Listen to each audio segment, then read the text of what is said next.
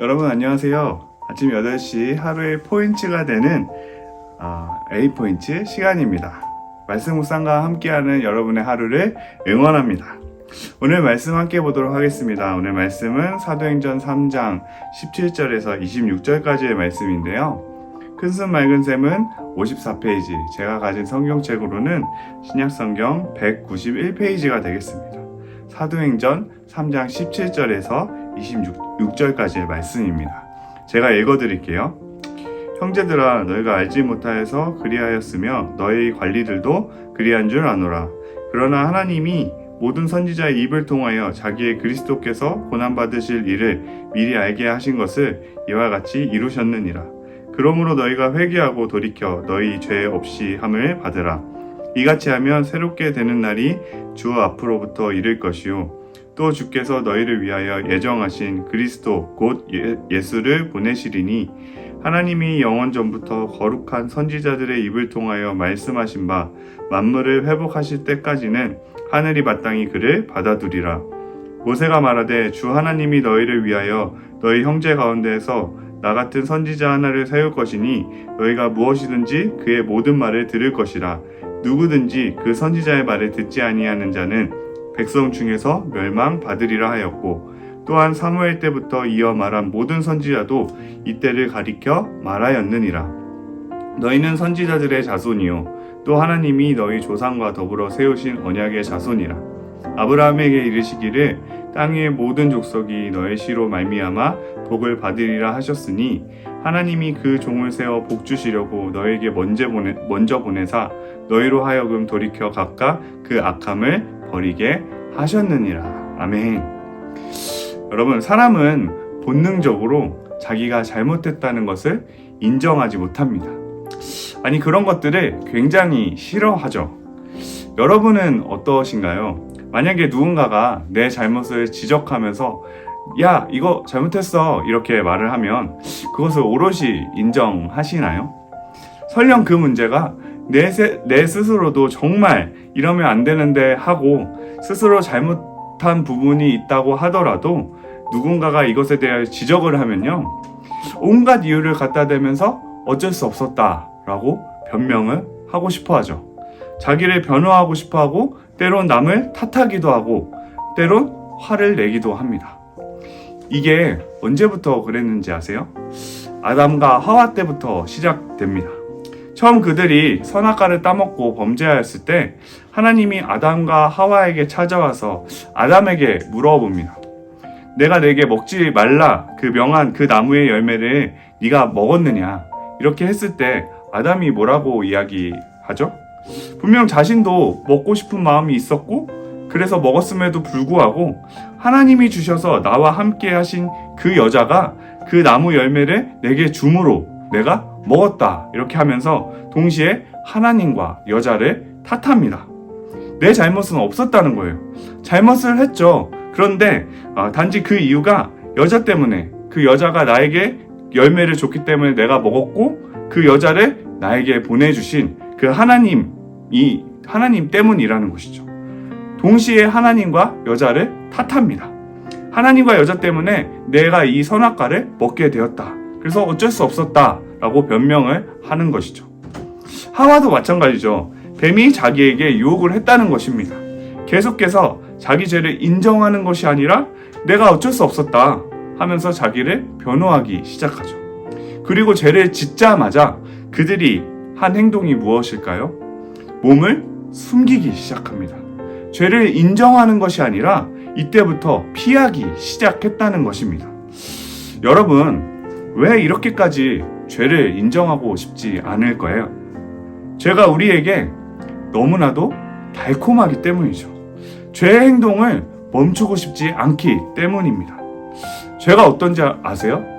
보암직도 하고 먹음직도 하다라고 성경은 이야기합니다. 그래서 내 힘으로는 이 죄를 끊어낼 수가 없다는 것입니다. 우리가 그래서 죄를 인정하지 않는 거예요. 하고 싶은데 인정해버리면 죄책감이 드니까 어떻게든 합리화를 하는 것입니다. 어쩔 수 없었다라고.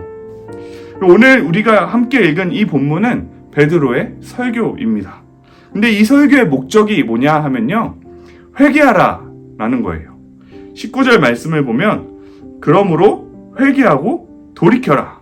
또 마지막 26절에 보면 너희로 하여금 돌이켜 그 악함을 버리게 하셨느니라 라고 나옵니다. 방금 말했듯이 사람은 본능적으로 죄를 인정하고 싶지 않아 하고 피하고 싶어 한다는 것입니다. 그런데 그 사람들에게 오늘 베드로는 뭐라고 이야기해요? 회개하라는 것입니다. 굉장히 아이러니하지 않습니까? 방금 말했듯이 사람들은 그 죄를 인정하고 싶지 않고 피하고 싶어 하는데 그 사람들에게 지금 회개하라고 말한다는 거예요.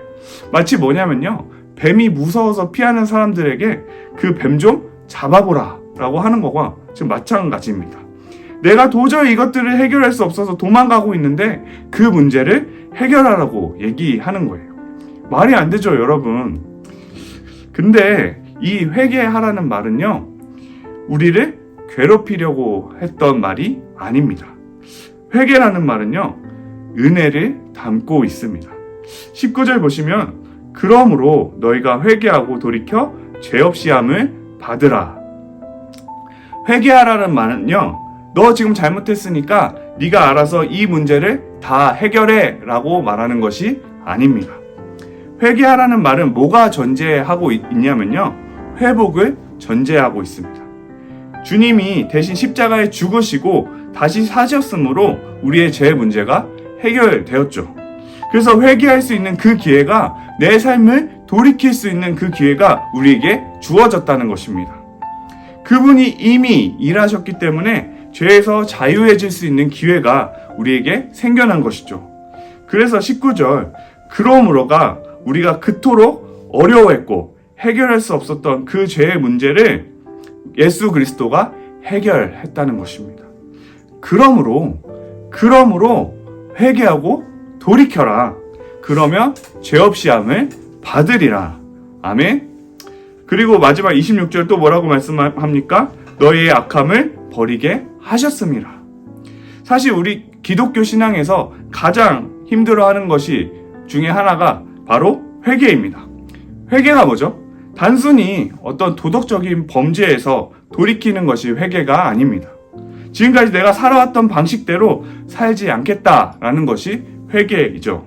오직 예수 그리스도로 살겠다는 것이 회개입니다. 주님이 말씀하신 대로만 살겠다라고 고백하는 것이 회개라는 것이죠. 그런데 아까도 말했지만 우리가 이걸 달가워하지 않습니다. 굉장히 부담스러워해요. 왜냐면요, 내 선택과 내 결정이 죄라는 것을 인정해야 한다는 것입니다. 예수 그리스도의 뜻이 아니라 내가 살고 싶은 대로 내가 하는 것을 죄로 인정해야 되니까 그것을 굉장히 부담스러워 한다는 것입니다. 이걸 죄로 인정해버리면 나는 자유가 없어지는 것 같은 것이죠. 숨이 턱턱 막히는 삶을 살게 될 것이라는 그런 두려움이 우리 안에 있습니다. 나는 그렇게 할 힘도 없고 그런 의지도 없는 것이죠. 그래서 아담과 하와처럼 피해 다닙니다. 도망 다닙니다.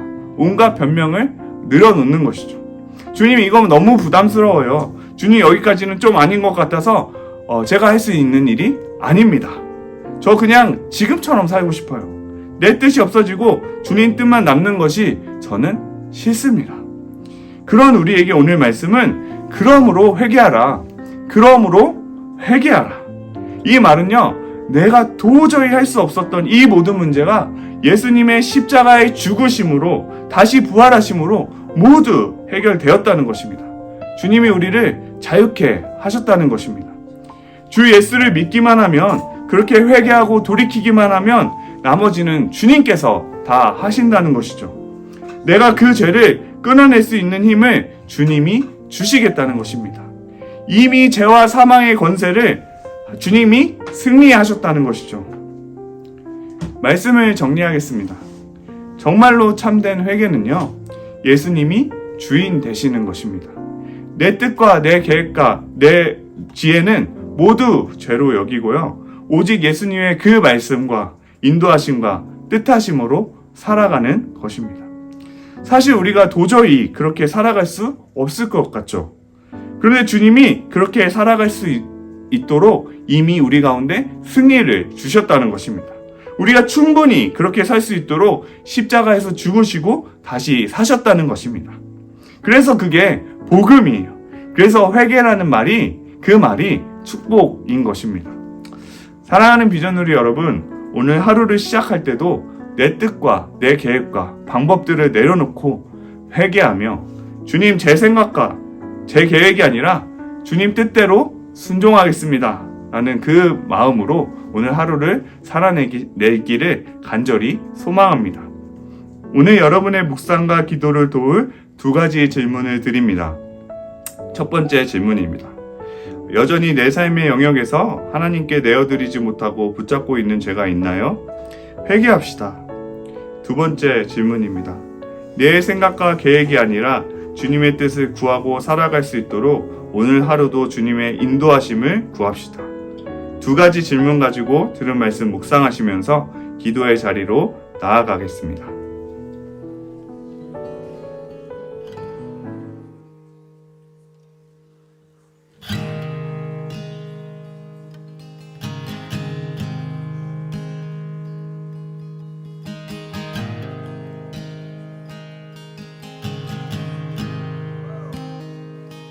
I love you, Lord. Oh, your mercy never fails me. And all my days I've been held in your hand. From the moment that I wake up until I lay my head, oh, I will sing of the goodness of God. 'Cause all my life you have been faithful, and all my life you have been so, so good. With every breath that I am able, oh, I will sing of the goodness of God. I love your voice. You will lead me through the fire, and in darkest night you were close like no other. I've known you as a father, I've known you as a friend, and I have lived in the goodness of God. Yeah. And all my life you have been faithful. Oh. And all my life you have been so, so good. With every breath that I am able, oh, I will sing of the goodness of God.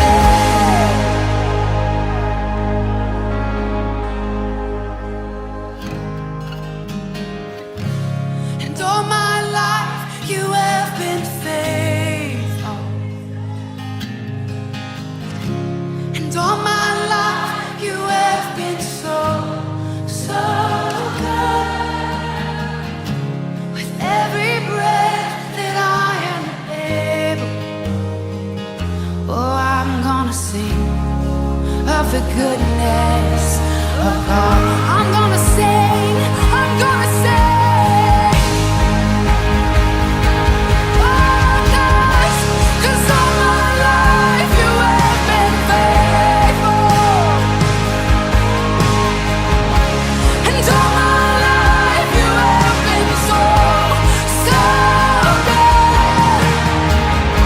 With every breath that I am able, oh, I'm gonna sing of the goodness of God. Oh, I'm gonna sing of the goodness of God.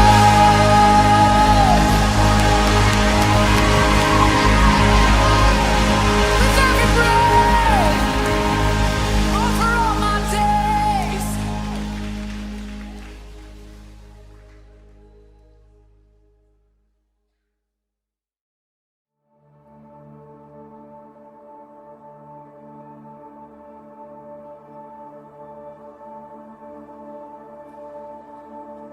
You were the Word at the beginning, one with God the Lord Most High.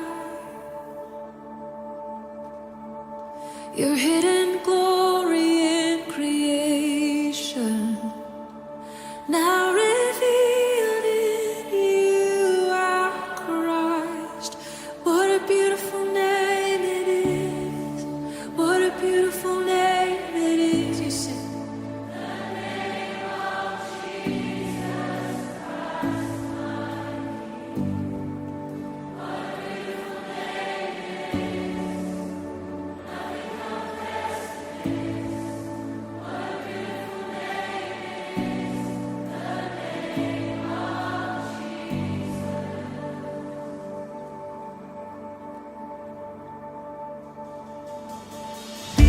You didn't want heaven without us, so Jesus, you brought heaven down. My sin was great, your love was greater. What could separate us now? What a wonderful name it is. What a wonderful name it is. The name of Jesus Christ, my King. What a wonderful name it is. Nothing compares to this. What a wonderful name it is. The name of Jesus. What a wonderful name it is. The name of Jesus.